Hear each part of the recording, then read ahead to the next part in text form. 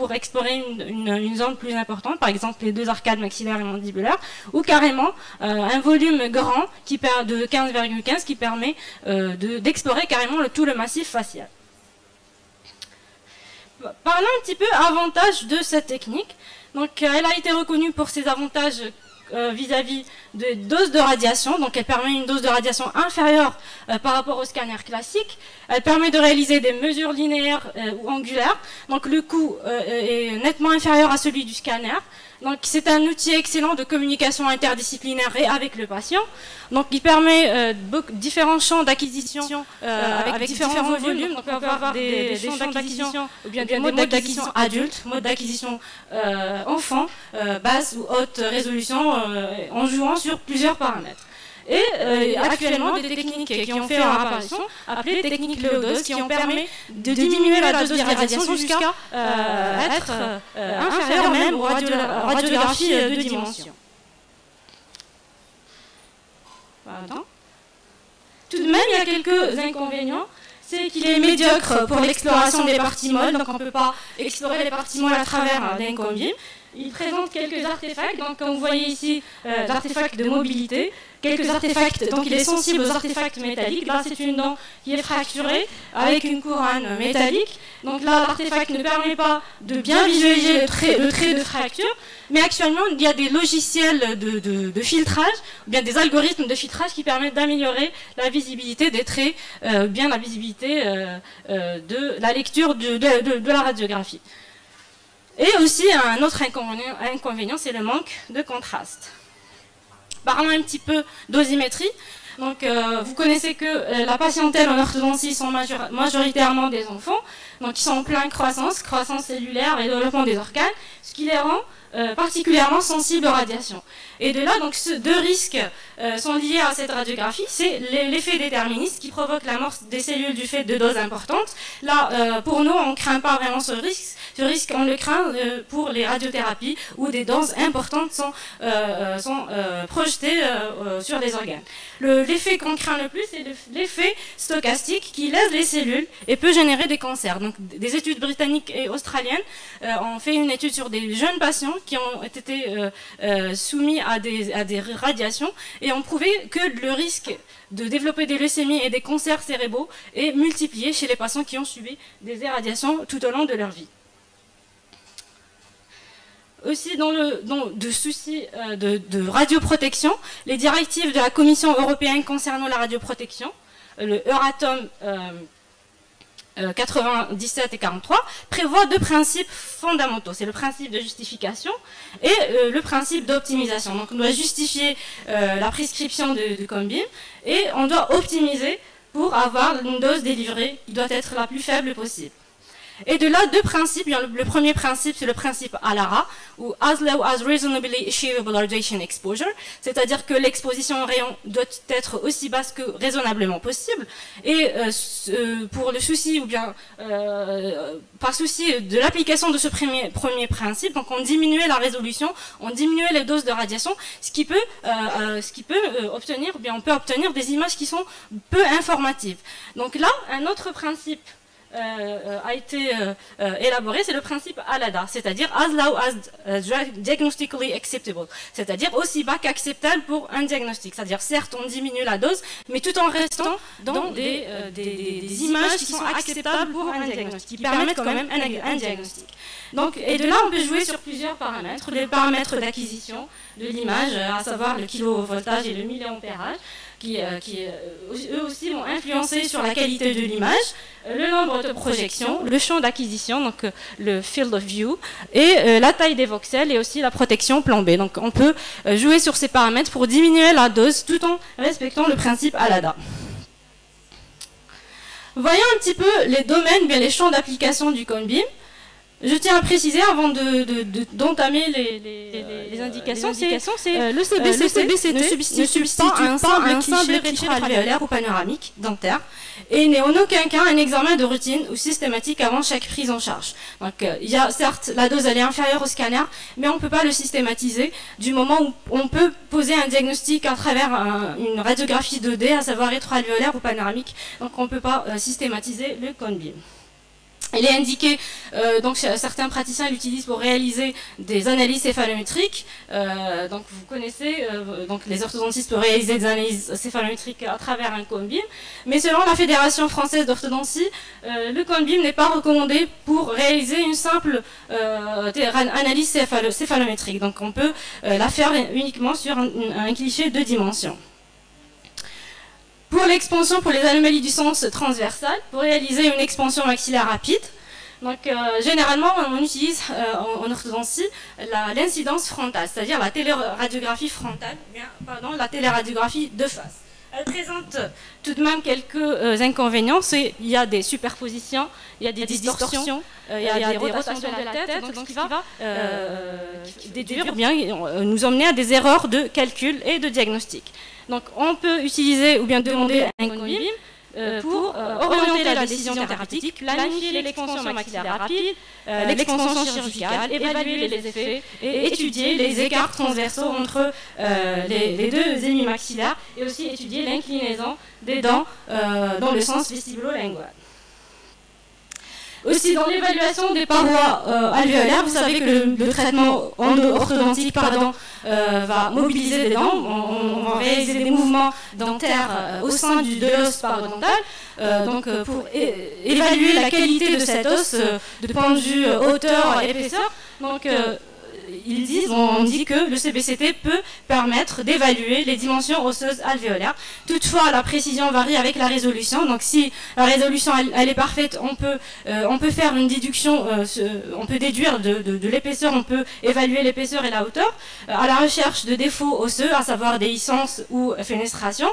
Mais donc des études, des données en vivo montrent un risque de surestimation. Parfois sur le cliché on n'a pas d'os, alors que réellement il existe. Et ceci est surtout dans les patients qui présentent, chez les patients qui présentent un biotype parodontal fin. Donc là il faut faire attention du risque de surestimation de cette paroi alvéolaire. Aussi dans les cas de mini-vis, les ancrages osseux temporaires, donc on peut avoir recours à demander des CBCT pour évaluer, pour une évaluation préopératoire, surtout à petit champ, surtout lorsque les radiographies de dimension montrent des risques de complications après la dépose ou bien la pose des mini-vis.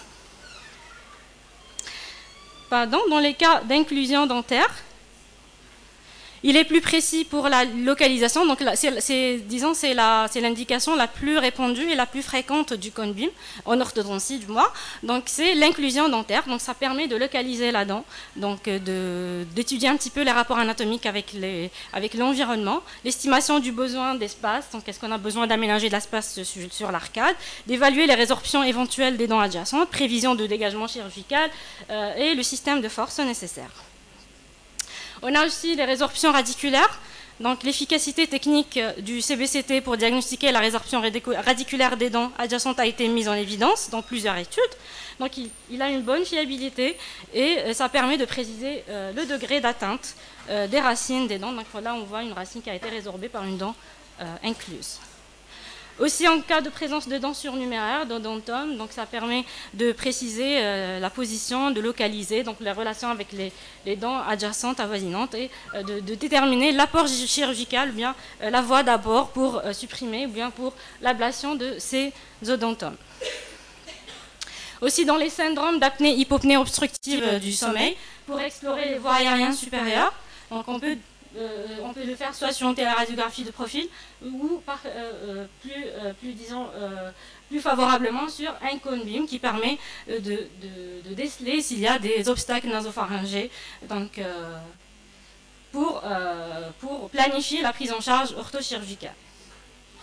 Aussi dans les pathologies de l'articulation temporomandibulaire, donc le CBCT en une seule incidence bouche fermée en occlusion peut être recommandé à la place du scanner, donc là à la place du scanner parce qu'il est à faible dose, afin de préciser, et je précise, diagnostic de pathologie osseuse. Donc il ne permet pas d'explorer les parties molles, donc ça permet le diagnostic de pathologie osseuse atteignant l'articulation temporomandibulaire, et là lorsque les signes cliniques le nécessitent. Dernière indication en ODF, c'est dans les cas de fonte labio-alvéolo-palatine. Donc l'évaluation, ça permet une évaluation volumétrique et morphologiques des déficits osseux préopératoires lors des différentes phases de reconstitution, gingivo-ostéoplastie, choix des traitements orthopédiques dentofaciales, mise en place d'implants, etc. Donc elles font préférentiellement appel au CBCT sur des volumes restreints parce qu'on a affaire à des jeunes enfants, d'accord, donc avec une résolution basse. D'accord. Parce que ce sont des jeunes patients, donc on ne veut pas les exposer à des rayons X de façon accrue. Et là, je passe au cas clinique. Donc c'est des situations cliniques qui permettent de mettre le doigt sur des situations où on a été obligé de demander un cone-beam pour compléter l'information apportée par les imageries de dimension. Donc le premier cas de Taqiyuddin, âgé de 12 ans. Donc il est venu consulter pour des dents supplémentaires, donc il a des dents en plus. Différence entre dents supplémentaires et dents surnuméraires. La dent supplémentaire est une dent qui présente une forme normale, physiologique, mais elle est en plus. La dent surnuméraire, c'est une dent atypique. Donc c'est des odontomes, etc. Donc il présente des dents en plus. Donc c'est ça son motif de consultation. Qu'est-ce que j'ai fait? Donc le panoramique confirme l'existence de dents supplémentaires, mais ne donne pas beaucoup de détails. Donc on a besoin de choisir la dent à extraire. Je reviens vers... voilà. Donc on aurait pu faire l'extraction des dents qui sont en ectopie et laisser les dents qui sont sur arcade, mais vu les disproportions de taille entre les dents qui sont en plus et les canines, donc vous voyez qu'il y a une disproportion, donc on a préféré extraire les dents qui sont sur arcade, qui sont en plus, et là, le problème qui se pose, c'est la biomécanique, choisir la biomécanique qui permet de mettre en place les deux centrales qui sont en ectopie, sans léser les dents qui sont donc elles sont en superposition avec les latérales, donc sans léser les latérales, respecter la paroi alvéolaire vestibulaire. Donc ce qui nous a poussé à demander un cone-beam aussi pour le rapport des centrales et des latérales qui sont en superposition et pour définir l'épaisseur de l'os alvéolaire. Donc là, c'est une image CBCT. Donc là, c'est la coupe ici au niveau de la 21, 22. Donc là, vous voyez qu'elles sont en parfaite superposition. Donc il y a une petite distance ici. La paroi alvéolaire, elle est quand même fine. Donc il faut faire attention. D'accord? L'autre image concerne le côté opposé 21.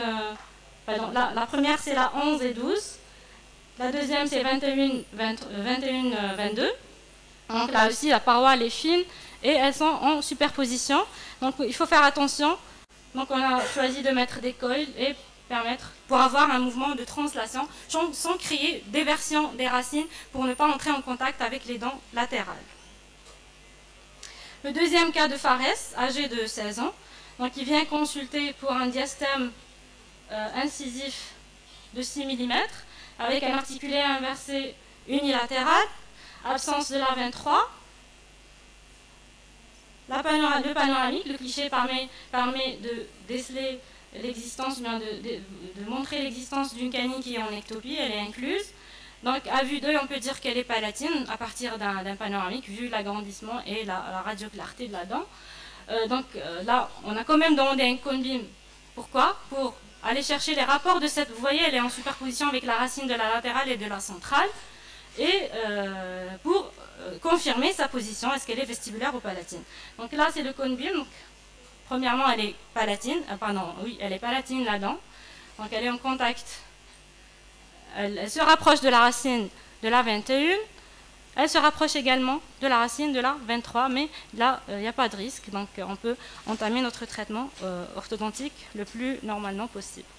Mais on préconise une autre incidence en fin de traitement pour confirmer s'il n'y a pas eu de résorption radiculaire. Là, c'est après aménagement de l'espace. Donc, c'est des traitements qui sont en cours, c'est des patients qui sont en cours de traitement. Donc là, je n'ai pas voulu détailler la biomécanique orthodontique parce que ce n'est pas le sujet. Donc, c'est pour mettre uniquement le doigt sur les situations où on a été amené à demander un cone-beam. Troisième cas de Islam, âgé de 14 ans. Il consulte pour un articulé inversé au niveau de la latérale. Donc, vous voyez un chevauchement incisif. Donc un panoramique de routine. Donc on a décelé la présence de plusieurs odontums, ici, ici, ici. Donc on a voulu déterminer le rapport tout d'abord de la 23 qui est absente, donc elle est incluse. Donc on voulait déterminer son rapport avec la 22. On voulait déterminer la position de ces dents surnuméraires par rapport aux dents voisines. Et aussi le rapport entre cet odontome avec la 21, la 12 et la 22. Donc ça, c'est une reconstitution en 3 dimensions. Donc la canine, elle est vestibulaire, elle est en superposition avec la latérale. D'accord. Donc là, c'est les odontomes qui sont en face palatine. Là aussi, donc ça, les odontomes qui sont de ce côté. Les odontomes qui sont de l'autre côté, ils sont là aussi. Donc là, ça permet de déterminer la voie d'abord chirurgicale pour aller les extraire avant de commencer le traitement orthodontique. Parce que si on les laisse sur arcane, elles auront le risque d'empiéter par la suite sur les racines des latérales et ça risque de générer des résorptions radiculaires. Donc là, une vue palatine. Donc vous voyez les 2 odontomes à l'arcade maxillaire. Dernier cas clinique, Malek, âgée de 8 ans. Elle est venue pour son profil, vous voyez, un profil convexe, disque gracieux, une bipro-alvéolie. Donc elle a été appareillée, donc on a commencé par reculer le bloc incisif inférieur. Après on a commencé par bracter l'appareillage, mettre l'appareillage du haut, bracter l'arcade supérieure. Après on a constaté l'absence de donc la bosse canine elle est présente.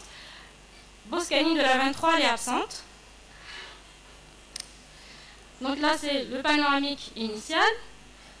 Elle a été appareillée. Donc après, il y a eu la pandémie Covid, l'arrêt des activités hospitalières et tout.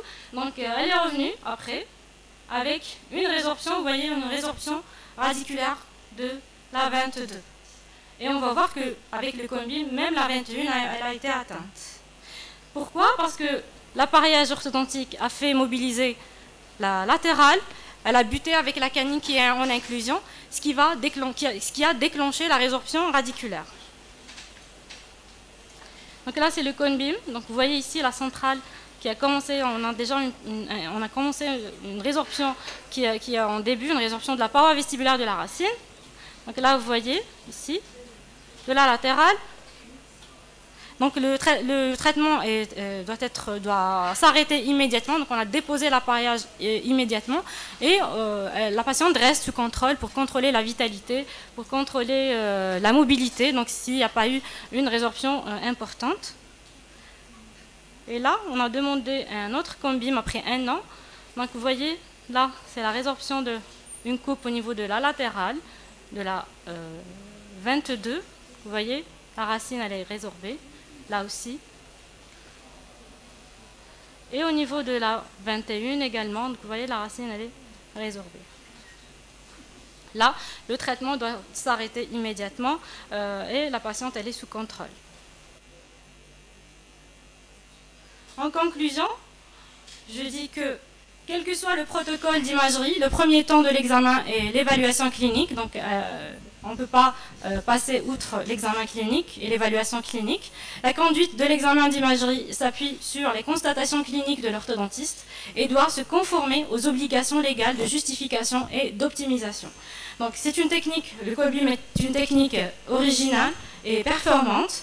Elle est économe en dose d'exposition au rayon X, est conforme au principe d'optimisation et est un concurrent plus que crédible du scanner à rayon X. Elle affirme ses indications dans chaque discipline de l'odontologie, dans l'orthopédie dentofaciale, en particulier chez l'enfant, pour lequel le souci de radioprotection est toujours présent.